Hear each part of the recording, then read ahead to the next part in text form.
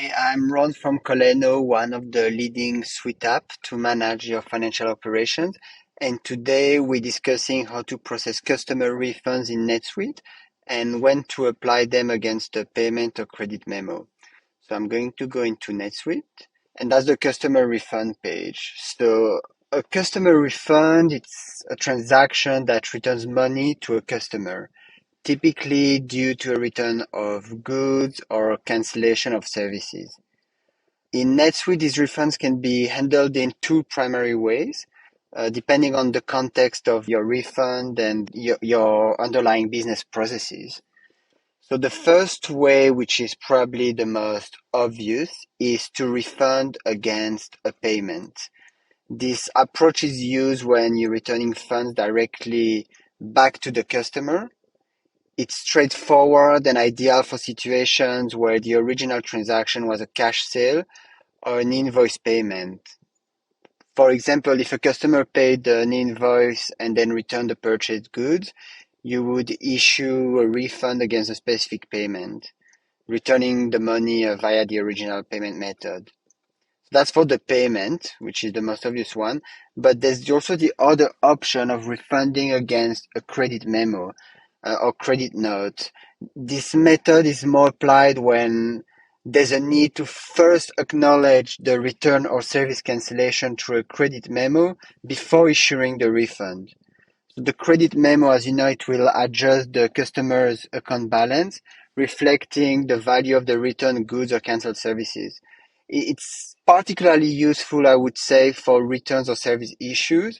Once the credit memo is issued, it can either be left on the customer's account, that's probably something you're familiar with, for future use, or refunded as cash. So it gives you more flexibility in managing the customer returns and ensuring their satisfaction in the end, and also in the statement to really see what's going on. You know, the way we do it here with the refund, also the payment, you don't want to just void the payment because the payment actually happened.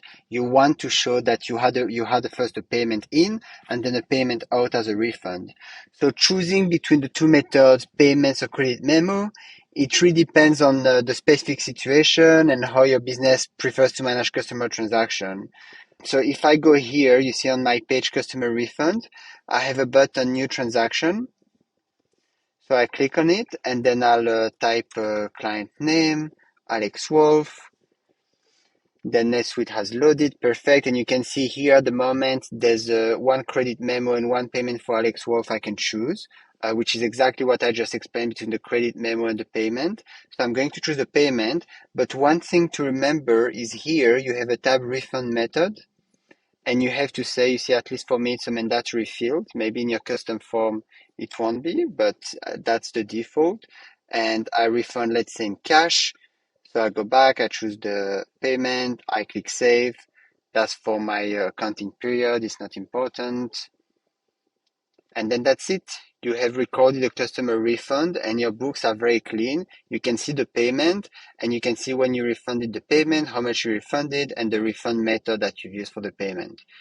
So that's it. Obviously, if you want all of this to be automated, that you just click on refund and it actually sends the money back to your customer and it creates the refund, linking it to the payment in NetSuite dynamically without having to do everything I just showed you, then get in touch with us at Kolleno and we'll be able to help you.